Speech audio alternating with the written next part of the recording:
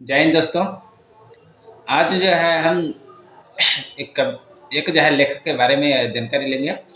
Twelfth की जो है हिंदी के जो है हम बताएंगे। तो आप लोगों के बीच में लेखक ओम प्रकाश वाल्मीकि जी, लेखक ओम प्रकाश वाल्मीकि जी का आत्मकथा है जूठन।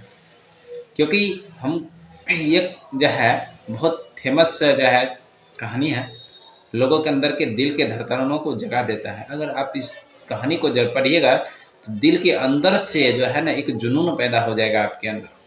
आज इस कहानी को हम जो है मौखिक तौर पर आपको हम बताते हैं। इस कहानी को ज़रा गौर से सुनिएगा। अगर हमारी बात अगर अच्छी लगे तो एक जरूर लाइक से कर दीजिएगा। ओम प्रकाश वाल्मीकि जी अपने आत्मकथा जूठन में लिखे थे।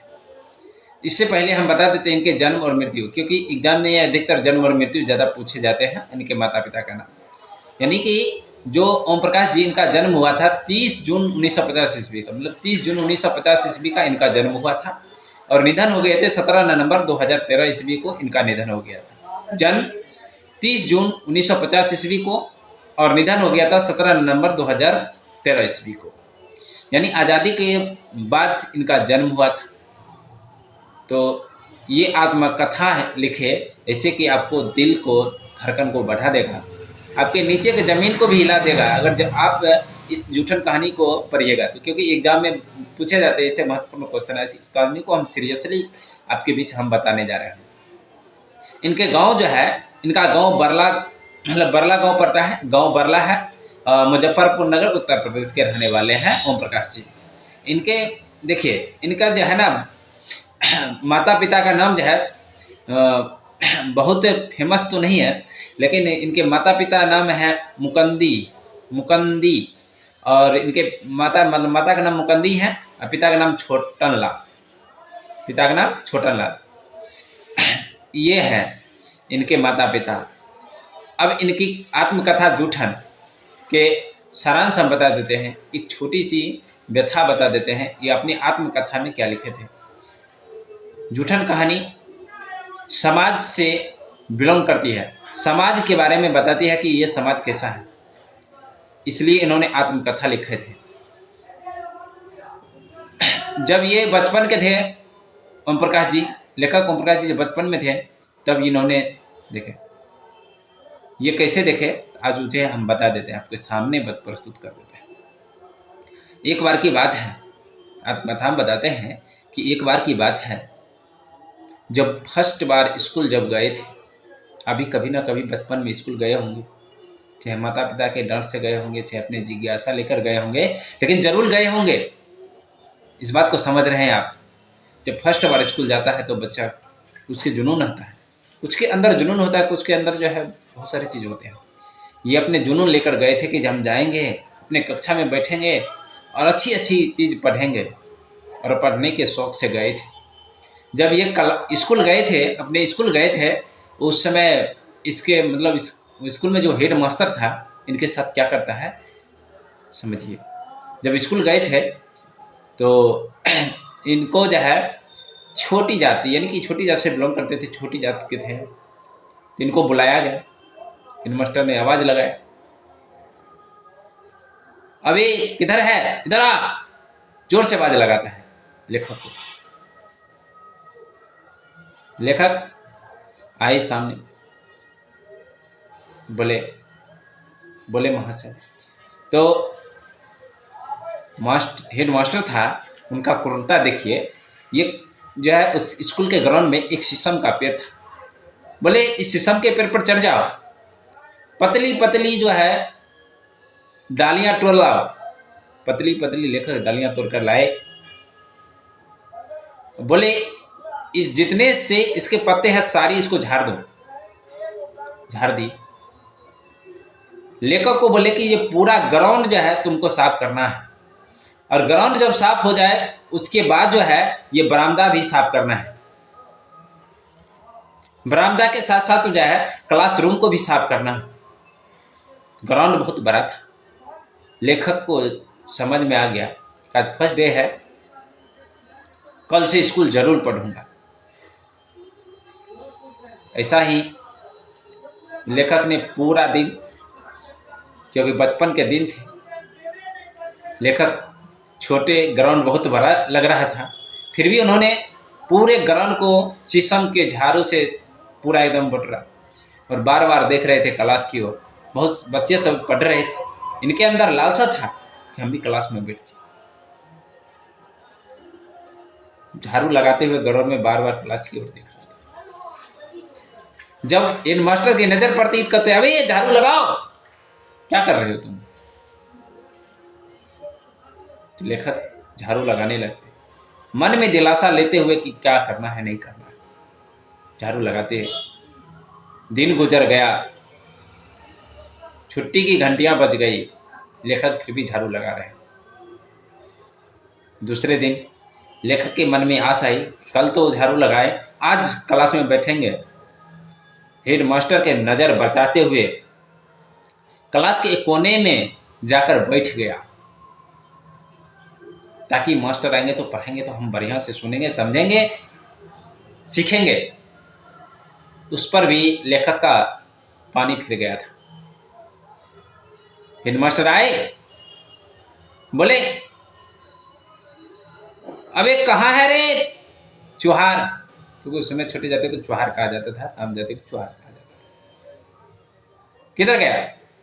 क्लास में बैठे कुछ लड़के कहते हैं, ओ है सर, वो देखो वो देखो है, वो है, वो दुबक के कोने में बैठा है। हेडमास्टर ने उठाया, बोला दुबक के कोने में बैठता है। जोर से धमकाया, धमसाया, बोले झाड़ू लगा। फिर वही कहानी दोहरा दिया। लेखक रोने लगे, क्योंकि उसके अंदर में पढ़ने की लालसा था, कुछ सीखने की लालसा था। रोने लगे और सोचने लगे क्या करें, लेकिन डर के मारे क्या करते, शीशम के पैर वही झाड़ू पुरानी सी कल वाली लेकर लेखक फिर से ग्राउंड में झाड़ू लगाने लगे। लेकिन संयोगवश उसके पिता छोटनलाल जी, लेखक के पिता छोटनलाल जी, इनके बड़े बड़े मोछ थे, एकदम पूरा एकदम पहलवान के जैसे मोछ थे, देखने में भी पहलवान जैसे लगते थे। खास तौर पर उसी रास्ते से स्कूल के बगल से गुजर रहे थे, उनकी नजर लेखक पे पड़ गए, यानी कि ओम प्रकाश जी वाल्मीकि के ऊपर गए। उनके पिताजी देखने लगे, सारे बच्चे स्कूल में पढ़ रहे हैं, मेरा बेटा ग्राउंड में झाड़ू लगा रहा है। उन्होंने स्कूल में दाखिल हुए, अंदर प्रवेश किए, बेटा से पूछे, तुम यहाँ? बेटा रोने लगा, ये लेखक रोने लगे। तो हेडमास्टर के गरज उठे, मेरा बेटा स्कूल पढ़ने के लिए आ रहा है कि झाड़ू लगाने के लिए आ रहा है? पूरे ताव में, क्योंकि किसी के पिता एकदम शेर होते हैं, चाहे छोटे रहे चाहे बड़े रहे, जो अपने बेटे को किसी हाल में छोड़ नहीं सकते। उस समय लेखक के पिताजी भी इसे किए थे। हेडमास्टर कहता, चिल्लाओ मत, तुम लोग चुहार हो, चुहार छोटे जात से हो, तुम अपनी औकात में रह के बात करो। ऐसे बात किए थे। एक शिक्षक को समझना चाहिए, उसमें शिक्षक है, सभी के लिए बराबर है, शिक्षा समान होती है। लेकिन उस समय रौब दिखाते हुए, लेकिन पिताजी उसके मानने वाले कहाँ थे। फिर तो वही बात, फिर से क्लास मिली, बहुत मुश्किल से मिली लेखक को। कुछ दिन बीते, लेखक बताते हैं उनके गांव में बड़ी भेदभाव चलता था। चुहारों को भोजन के लिए ललायित हो जाते थे। भोजन समझते हैं, आज जो आप लोग जो है खाते हैं, कुछ छोड़ देते हैं भोजन, उसमें भोजन को बहुत बड़ा महत्व था। समझते हैं बात, बहुत बड़ा महत्व था। में बहुत दिक्कत चलती थी। इनके भाई थे, गांव में नौकरी करते थे। कैसा नौकरी? 10 से 15 माल के मवेशियों को जो है गोबर उठाते थे, तो 12-13 किलो अनाज महीना में मिलता था। यानी 10 से 15 मवेशी के पीछे जो है 12-13 किलो जो है, यानी 10 से 12-13 किलो का अनाज जो है 10 से 15 मवेशी के गोबर साफ करना, भर दे जो है इधर उधर करना, खाना पीना देना, उसके बाद जो है 12 से 13 किलो अनाज इनको मिलता था। किसके रूप में? सैलरी के रूप में मिलता था। महीना में 12-13 किलो अनाज उसमें मायने रखता था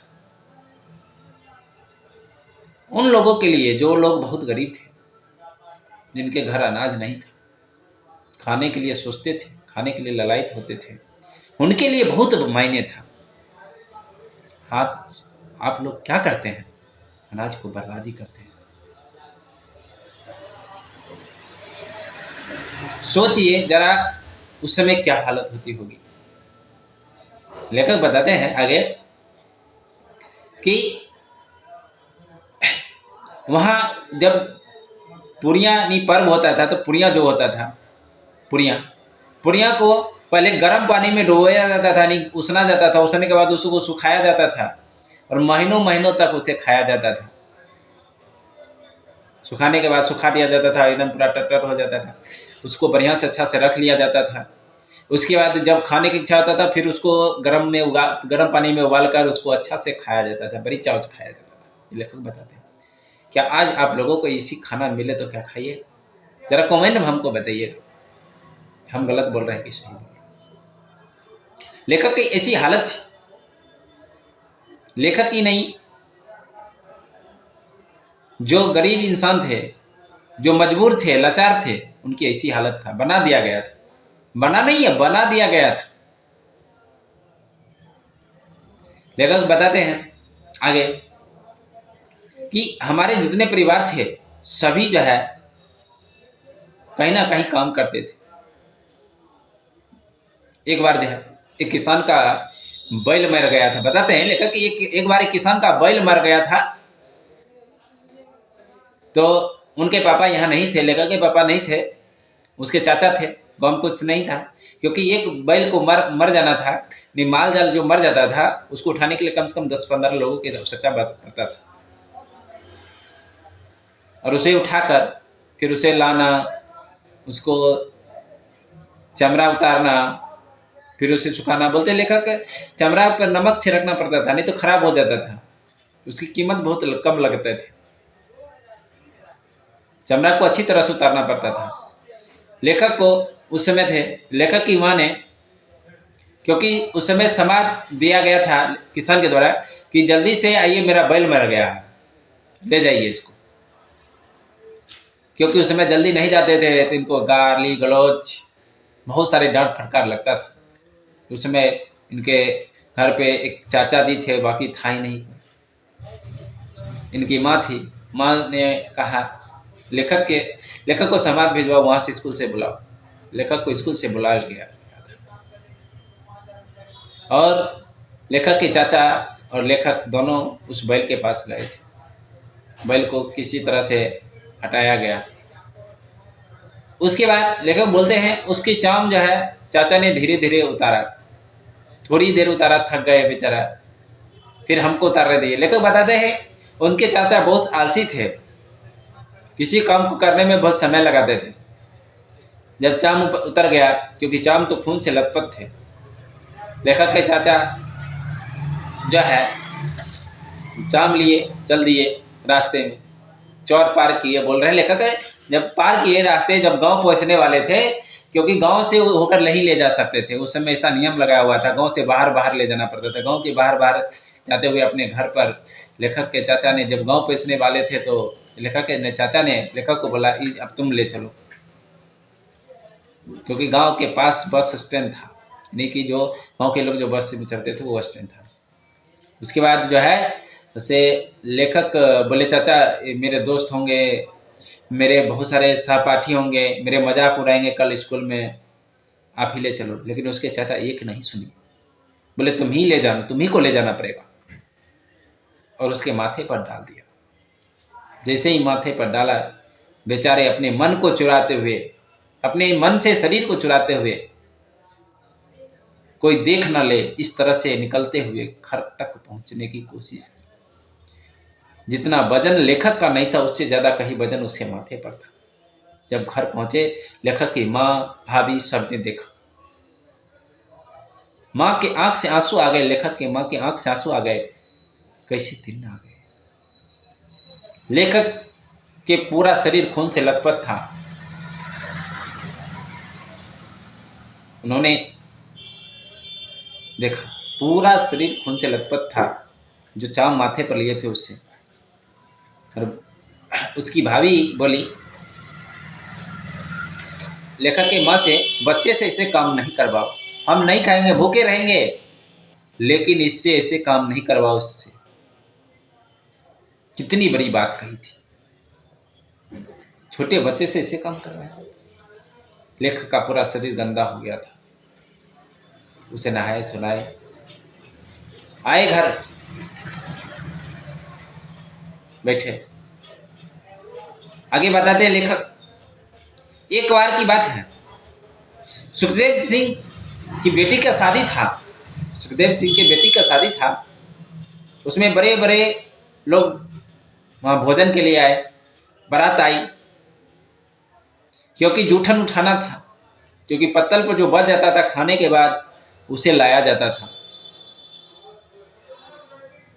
जिस बारात में जूठन कम मिलता था तो क्या कहा जाता था कि सारे बाराती भूखे थे, भूखल थे, कुछ छोड़ा नहीं हमारे लिए। वही हुआ, सुखदेव जी के यहाँ गए थे, बारात आई थी, उसकी बेटी की शादी थी, बारात आए। ये सभी लेखक की माँ सभी पहुँचे हुए थे। क्योंकि जब बारात खाना खा के जो छोड़ देते, जो पत्तल पर बचा हुआ रहता उसे उठाकर ये अपने घर लाते खाने के लिए। तो इन्होंने देखे, सुखदेव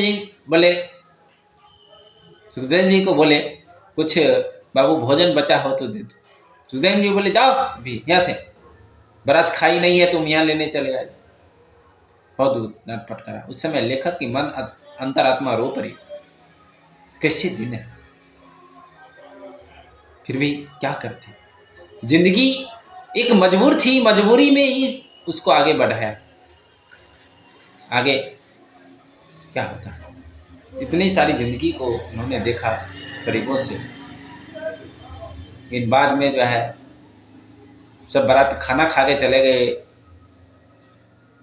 जो पत्तल पे बैठा बचा हुआ था जूठन, उन्होंने उठा घर ले आए, उसी को सुखाकर कई महीनों तक खाते थे। इस तरह से जिंदगियां चलती थी। यही मुख्य जूठन का सारांश है। बताते लेखक जब बड़े हो गए, पढ़ लिख कर, उनसे कई बड़ी बड़ी हस्तियां आती थी मिलने के लिए। कहते थे कि हम आपके ऐसे खाना कोई नहीं बनाता, यानी लेखक की पत्नी ऐसे कई खाना कोई नहीं बनाता।